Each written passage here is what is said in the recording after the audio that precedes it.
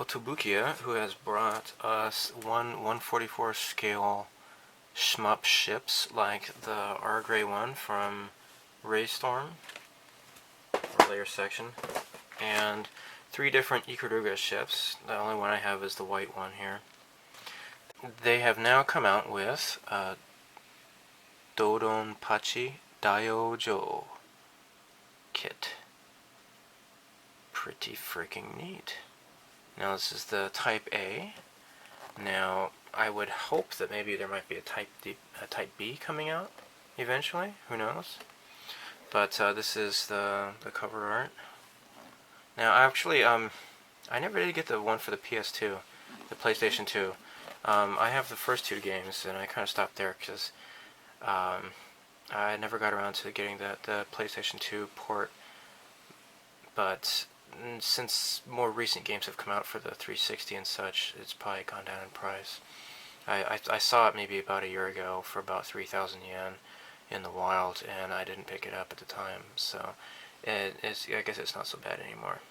So anyhow, you could see the pictures of the variant parts here. You can open this up and have landing gears, or there's a stand to put this on. That's what this thing is here. And it does say model glue is required for assembling. So apparently this is not just 100% snap kit. On this side, just blah blah blah. On the end, just a picture here again, and same for this side here. So let's put this on the hobby bench and open it up. Okay, let's take a look. This has always been kind of intriguing, this cover here, by the way, with the you can see the holes, the bullet holes have gone through the canopy.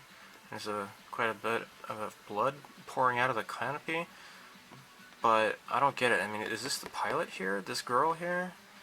I don't know. So the original Dodonpachi games had like you know, guys and girls as pilots, but then they started really pandering to the goth loli type crowd, the otaku type crowd, which is unfortunate, but it's a sign of the times.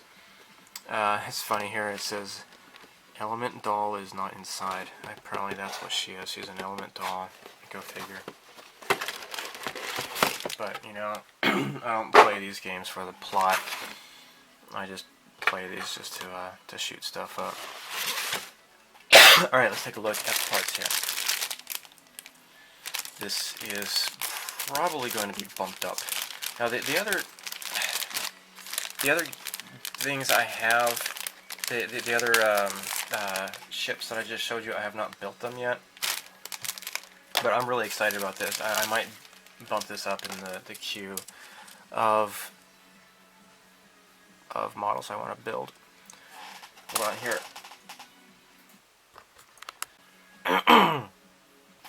Sorry about that. I just kept coughing like crazy.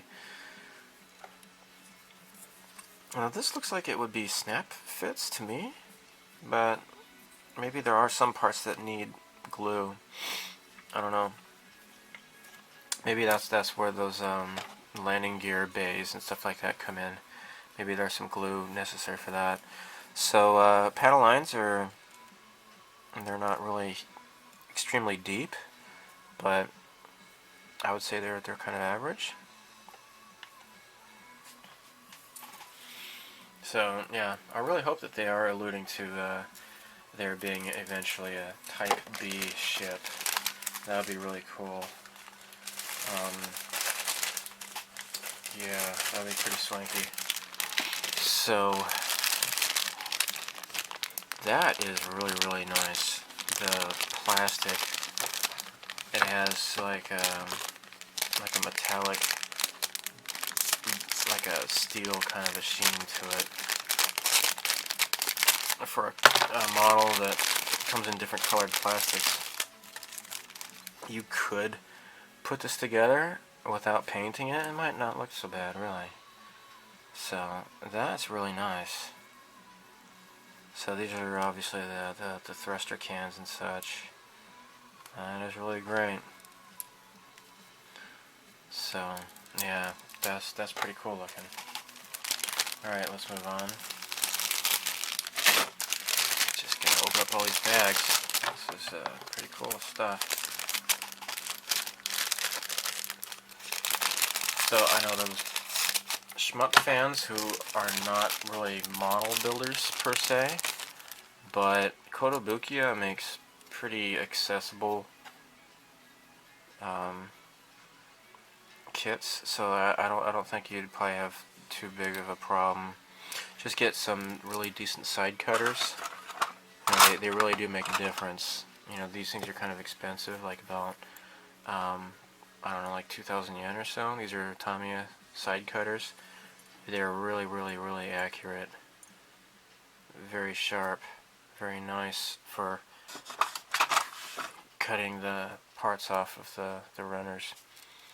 So, gray parts. Here's the canopy. I'm sorry, the cockpit.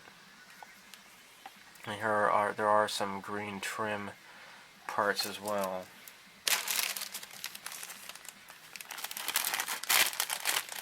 There's some more red parts, and they seem to be in the same color as the other red parts. Yeah.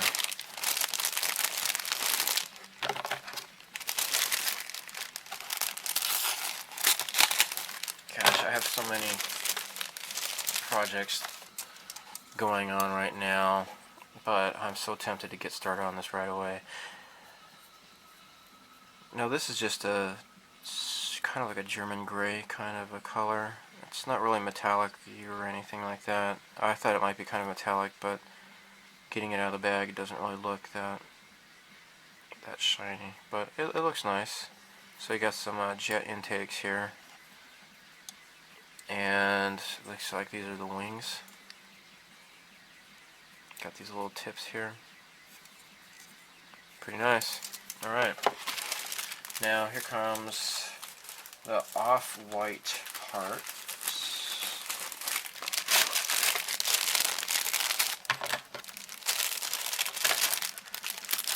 Let's get this open.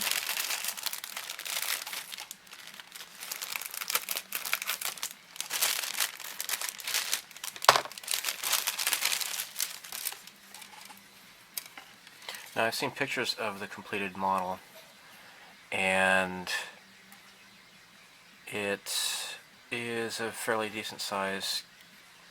So even though it's 1/144 scale, it's actually yeah, it seems like it's a pretty decent scale, pretty decent size kit. So I got some really neat little detail on these parts here. I don't know what these are. Maybe it's part of the landing gear legs. The little flaps that open up, maybe. Let's see, these are the ailerons or something. I don't know. This looks to be the bottom of the craft. Maybe that's where the peg, where the stand fits into, perhaps. And you got the green parts there, the clear parts here. Here's the green clear canopy, and there's a little bit of a peg, but it doesn't really like that obtrusive. I don't think this will look bad when you assemble it. That's the one thing I was afraid of, is if it was just 100% snap kit, that it would have a big ugly peg through the clear plastic, but it doesn't look so bad really. It's pretty minimal, and it does come with a neat display case. So it's got the nice clicky joints there. Keep your ship in place when you pose it. So here we go, Dodonpachi Daioujou. That is really, really nice, and it's not a decal or anything, it just comes like that. That is really cool. Alright, so you've seen the parts. You know, this is not a review. I can't tell you how the fit is, but Kotobukiya certainly doesn't make crap. So, you know, rest assured that it's going to be pretty nice quality. So, now here's the questions I get all the time. Is do I color this? Now here's some, you know, in case you screw up, you can get replacement runners, but this is probably only in Japan. And this Kotobukiya, they are located in Tachikawa, and I've actually been to their building just to kind of peek outside. So, nice full color insert of what it looks like. That's really nice. So, on the back here are the painting instructions. So let's look at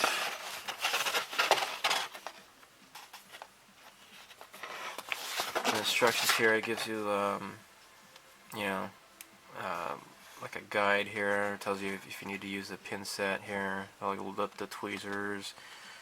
It talks about, you know, where to clip it off, etc., etc. I don't see anything where it says do not glue. So, and it has some interchangeable parts here. That's what this symbol is for. Talks about here, be careful, don't break it. So, be careful how the parts are aligned, etc. So, this is undergate parts here. That's what this denotes here. And this is for parts that you don't use. And it might denote that up here somewhere, but this is the only part that they have here. So, I mean, the only model that they've done so far of the Dodonpachi. So I really doubt you're going to get any parts on the spurs that you don't use. So, looking at the instructions, you can see for yourself that there's really not much Japanese required here. I mean, it's pretty straightforward. I mean, you got some stuff here. It's just telling you just to be careful. So, I mean, you can just infer just by looking at the pictures here.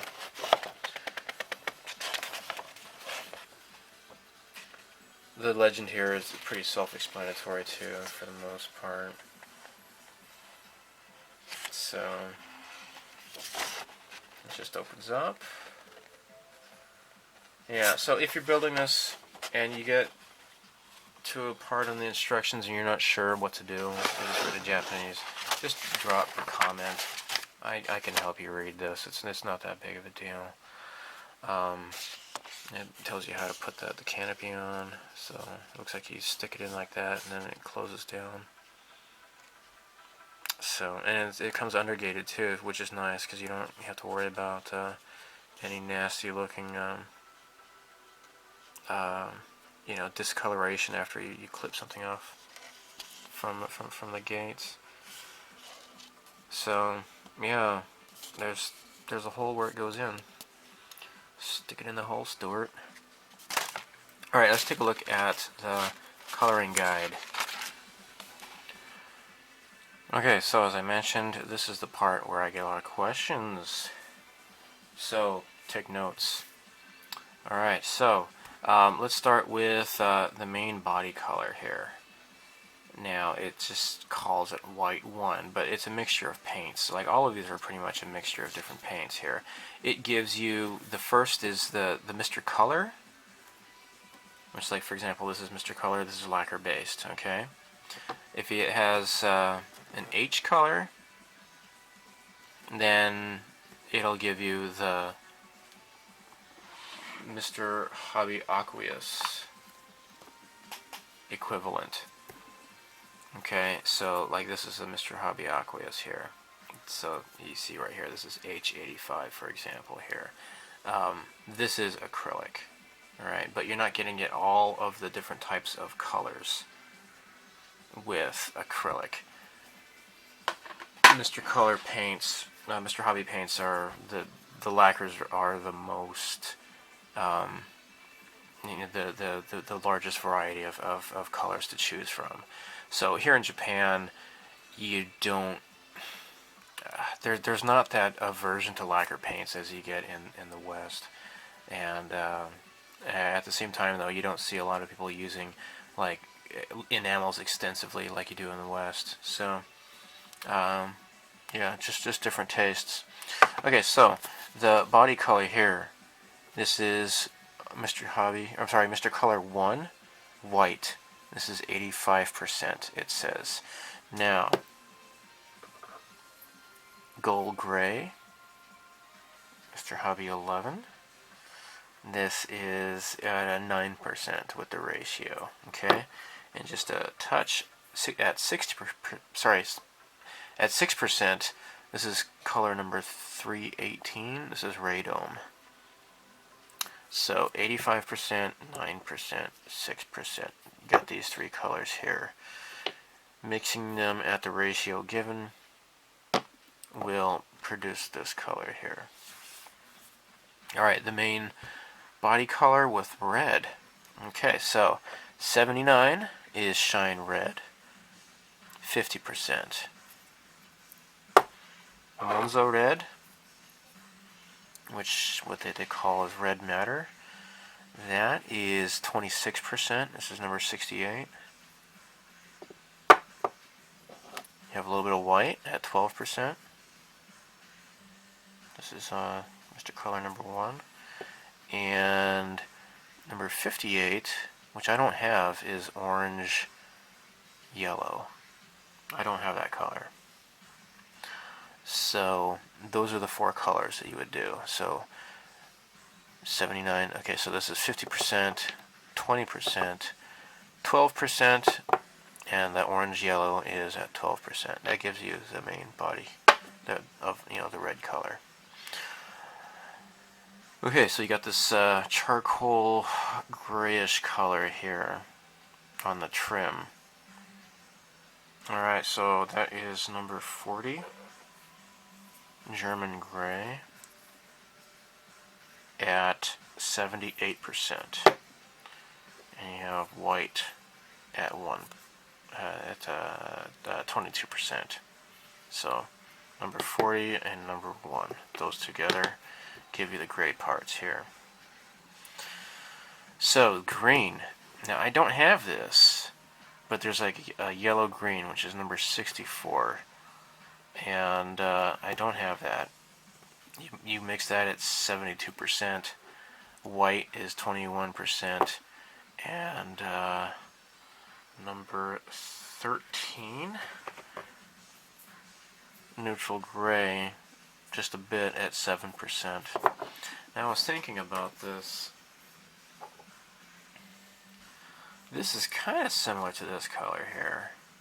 Now this is Model Master Interior Green, but when it dries a little bit dark. Inside, it looks like it's a really good match with these greens. So maybe I might just use this instead of buying a new paint color. Just maybe mix it with a little bit of yellow. I'm sorry, white. I'll mix it with a little bit of white and maybe a little bit of gray, just using Model Master acrylics. That's something I might do. So, moving on, the tips of either wing, what you want to do is first do a base coat of silver. So this is Mr. Hobby 8. And then on top of that, you would want to paint clear blue on the right side, and on the left side you got clear red. So, and I would just use what I have here. This is Tamiya clear blue and clear red. So any silver paint would be just fine, I'm sure. For the back thrusters, you got black, which it calls for Mr. Color 2, black, at 55%, and silver is 45%. So mixing these together makes this really cool looking color here. Oh, I would think you can get away with using steel. Number 28, something like that. This also is pretty awesome. This is burnt iron. This is quite often used a lot for different jet engines and such in various models. Yeah, you got the tire black, and so the Mr. Hobby color it says is 137, but you can get that. You know, there's a tester's equivalent of that. There is also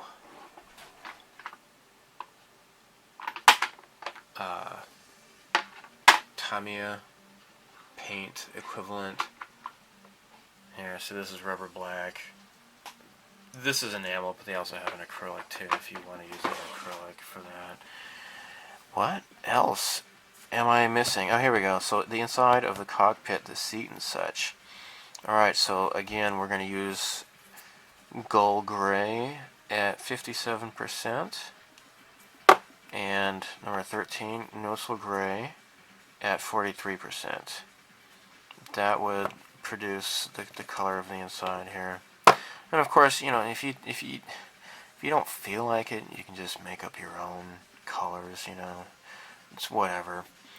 So now you got silver here with the gear, and you got this whitish here. This is white, 95%. Just Mr. Color number 1, and then 332. Light Aircraft Gray.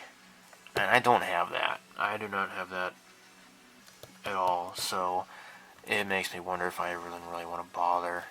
You know, you could probably just get away with mixing in some other type of gray in here, and I think it would look just fine. So there you have it. And of course you want to, for the panel lines, you can get a hold of something like this, panel line accent color, or if you want to, you can use one of these Gundam markers. Alright, this would apply just fine if you're using a lacquer as the color. And if you make a mistake with your Gundam marker, and I almost always invariably make a mistake with this stuff, you would want to wipe it off with some Aqueous Hobby Color thinner. You could use an eraser as well, just a typical rubber eraser. You know, I got one here. It says Tamiya on it, but it's just a regular eraser. There's nothing special to it at all. Unfortunately, when you use this, though, it kind of dulls, and you can kind of see what it, you know, where you had rubbed it off with. So it's up to you. You could maybe kind of polish that off or whatever if necessary. But using a Gundam marker, you can take it off real easily with the thinner. I would not recommend using one of these. This is a Gundam marker eraser pen. This stuff will attack even, so it says it uses alcohol, right? But I've had this kind of attack even lacquer paint for some reason, so I would kind of go easy with this. I don't like using this.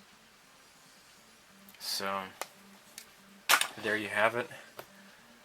Again, if you start building this and you get stuck with the instructions, just send me a message, leave a comment or whatever, and I'm pretty good at responding to comments. So have fun. You might see a build series of this pretty soon. No promises, but I'm really tempted to get started on this. So take care. Bye.